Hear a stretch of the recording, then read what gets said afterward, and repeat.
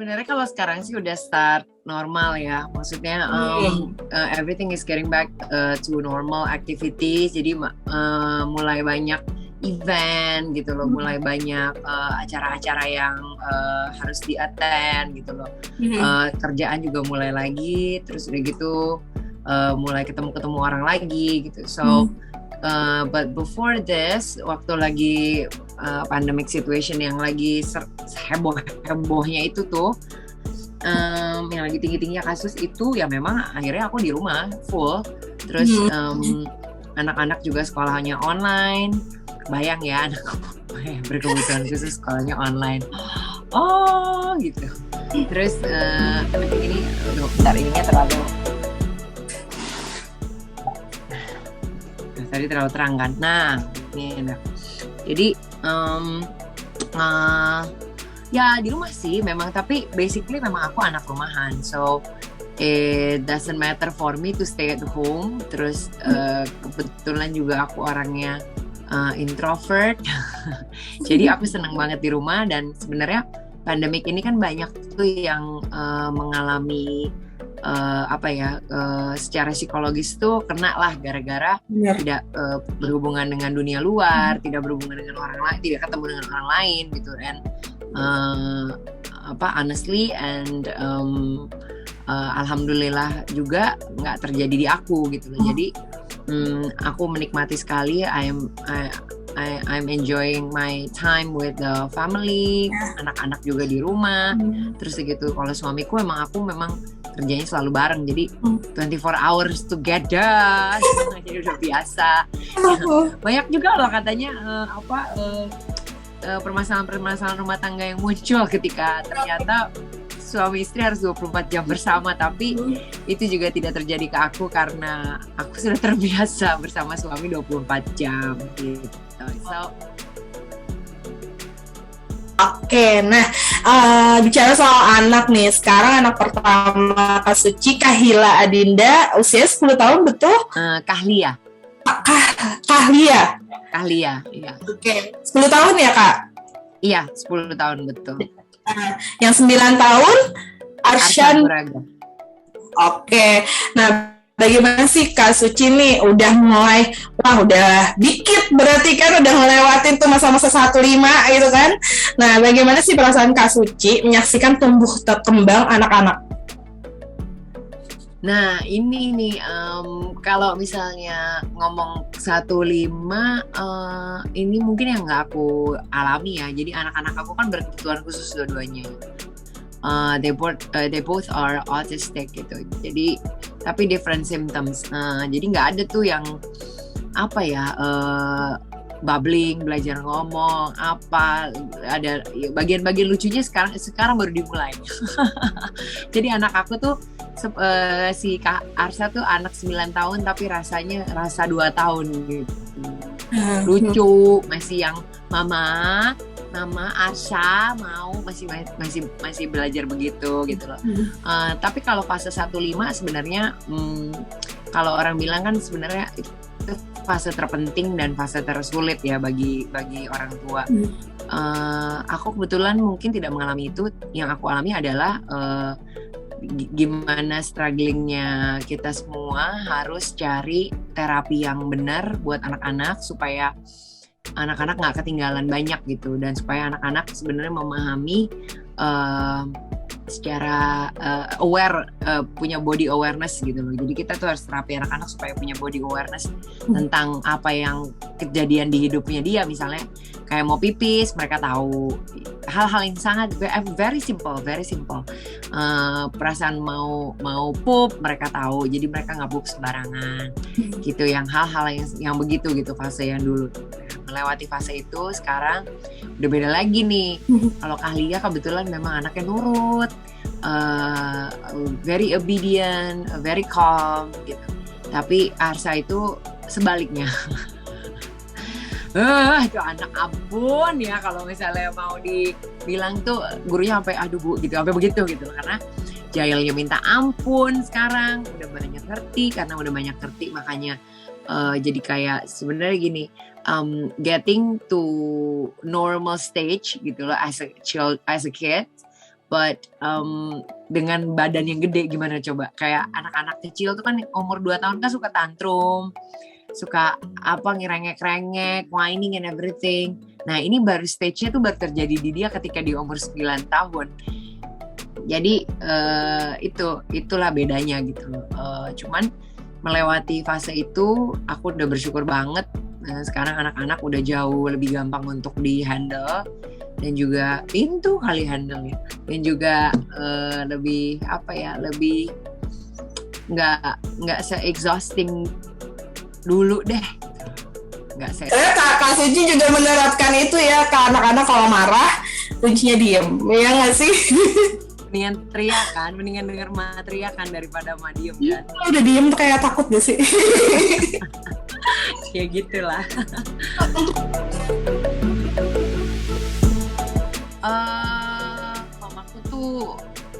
Mamaku tuh orang, istilahnya aku nggak kenal ibu-ibu lain ya, tapi mamaku tuh adalah salah satu panutan hidup aku, karena itulah dari beliau lah aku belajar menempatkan diri gitu. Mamaku tuh pinter sekali.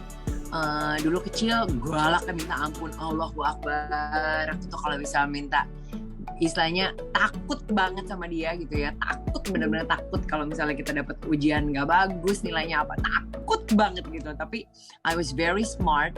Di sekolah tuh I was quite brilliant gitu loh. Aku ranking apa segala macam gitu. Jadi nggak terlalu gimana, cuman kan ekspektasi mamaku kan berarti tinggi kan ketika aku ternyata memang pinter di sekolah gitu. Jadi kalau udah dapat jelek, aduh pulang nggak ya udah kayak gitu loh. Galak sekali waktu masih kecil. Nah lucunya mulai beranjak dewasa, mulai dia tahu anaknya bisa diajak ngobrol, dia makin soft, very soft. Jadi kayak aku berasa mamaku tuh beradaptasi dengan anak-anaknya. Cara dia, pola pikir dia dengan dia, mamaku umurnya sekarang 60. Buat aku untuk orang yang umur 60, she's very modern. Jadi cara pola pikir dia tuh maju, terus dia tuh sangat dekat dengan anak-anaknya, dia tuh pintar menempatkan diri di antara anaknya kan cuma 2 nih, aku sama adikku. Yang notabene kayak Kalia dan Arsa, utara dan selatan, beda sekali gitu. Tapi kita akur banget karena mungkin itu kayak opposite attract kali ya. Jadi karena perbedaan itu kita tuh jadinya satu sama lain ya, kita belajar dari mama. Oh kita tuh harus ngerti loh, ini dari sisi pemikirannya ini dari sisi pemikirannya ini. Nggak semua hal tuh semuanya dari pemikirannya kita doang gitu. Kayak menurut kita baik belum tentu menurut orang lain baik. Nah itu mamaku tuh dari kecil tuh gitu, galak minta ampun. Aku tuh dulu punya rambut selalu panjang karena papaku tuh suka perempuan berambut panjang. Aku punya rambut pendek tuh semenjak nikah. karena suamiku tuh perempuan rambutnya pendek. Jadi apa ya aku juga suka berambut pendek karena menurut aku lebih praktis gitu. Tapi papaku tuh pas aku potong pendek pertama kali, dia tuh yang kayak, kok dipotong rambutnya yang kayak gitu. Nah dulu karena rambutnya panjang, mamaku selalu bilang, ke sekolah harus ikat rambut. Gak ada tuh yang kayak di gerai-gerai gitu ya, gulang-gulang gitu, nggak ada tuh. Mamaku tuh tidak menerima hal itu karena dia bilang ke sekolah bukan mau show katanya gitu kan intinya. Udah gitu kan sekolah aku tuh sekolah yang bukan sekolah international school, so panas lah, nggak ada AC yang kayak gitu-gitu, masih yang kayak dulu kita pakai AC alam gitu. Jendela di mana ya? Pakai jendela. Mereka kata mamaku, aduh kamu tuh mau gerai rambut gimana? Demek banget gini. Jadi kalau aku mau ke sekolah, ikat.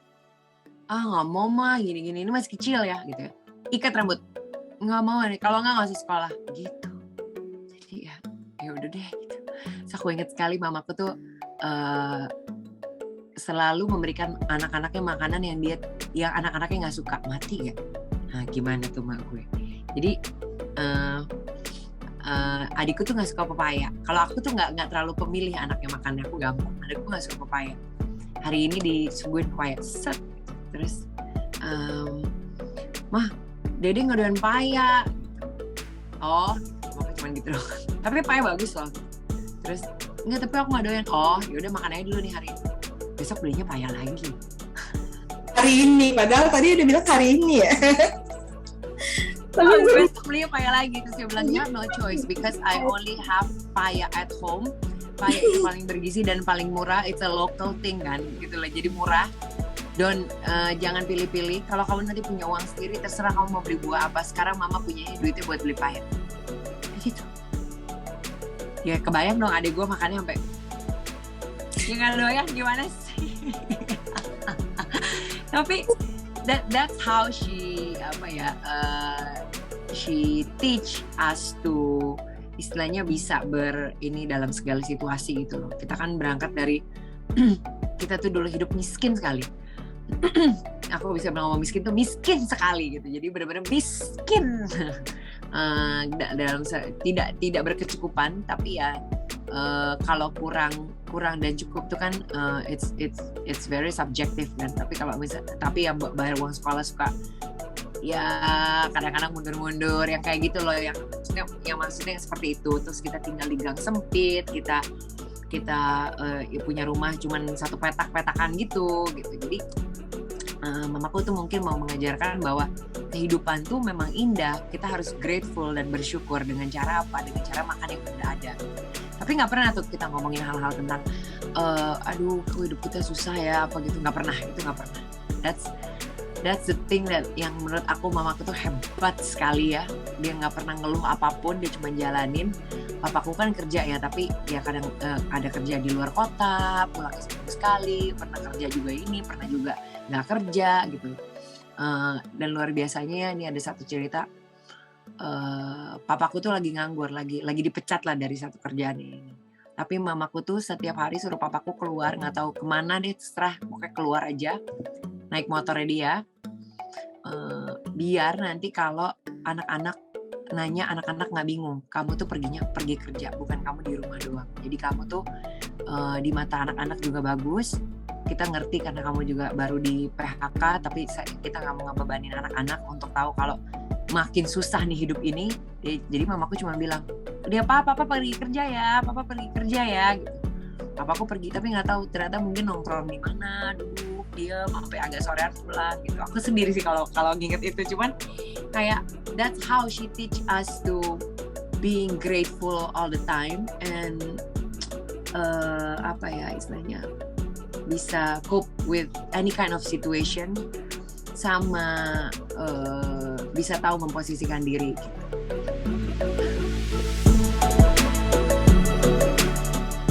Ya kalau kesulitan sih I think everybody face the same problems with me ya as a parents ya. Cuman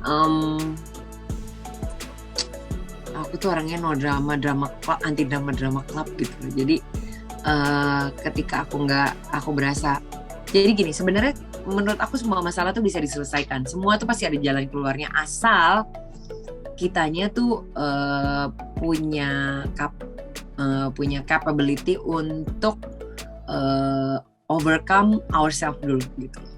Karena kan sebenarnya kan kalau kita mau menyelesaikan masalah, ya kitanya dulu nih, nggak boleh ada masalah, nggak boleh ada masalah yang nggak selesai. Misalnya kayak cari sekolah buat anak-anak itu kan quite challenging ya, karena kan anak-anak berkebutuhan khusus. Cari sekolah, aduh gimana ya, gini ya, nggak begitu, nggak bisa. Kalau begitu ya nggak dapet. Aku search, aku ini anak katanya susah masuk satu sekolah ini, nggak apa-apa, aku kejar apa segala macam. Pokoknya what I always do is I always try my best gitu. Jadi nggak pernah yang kayak di satu titik yang duh mati deh gue nih terus nangis apa gitu, nggak ada. Jadi menurut aku kalau aku pantat aku kena tembok nih, kalau ada orang istilahnya kepentok tembok, apapun bisa dilakukan. Aku tuh berapa kali kalau kepentok tembok aku bilang aku hancurin temboknya biar aku bisa lewat. Jadi gitu. So I don't know ya, every situation, problems and everything, I think itu kita bisa lewatin gitu loh, asal kitanya mau dan kitanya mau berusaha dan kita nggak lenje-lenje, menye-menye ya.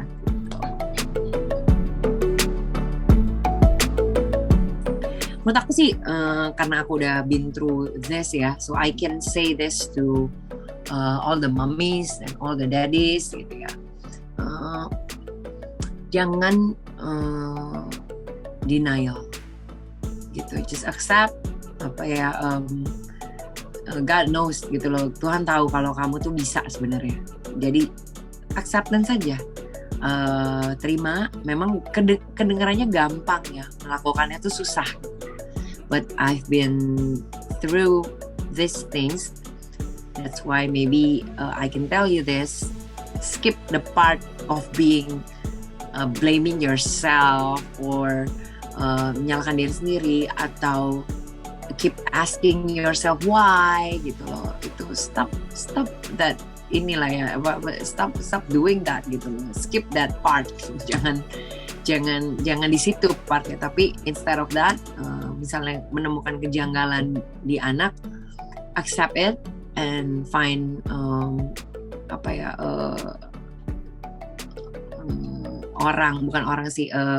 dokter atau expert yang memang bisa membantu kita gitu.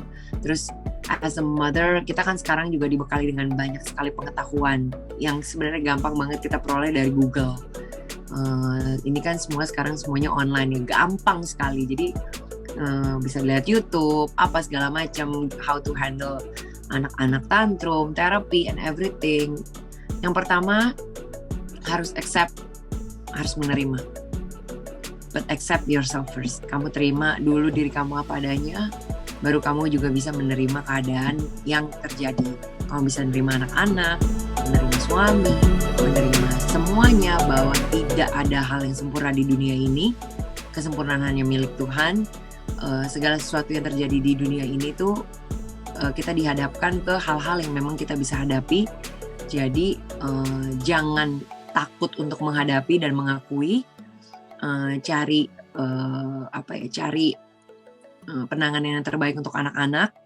Orang bisa bilang, oh ya kau gampang, Kak Suci ngomong duitnya ada gitu ya. Gue paling sebel tuh orang kalau ngomong kayak gitu. Dia nggak tahu, gue ngomong ke orang-orang kalau gue tuh nggak punya duit, gue tuh struggling gitu loh sebenarnya untuk untuk bayar anak terapi apa segala macam.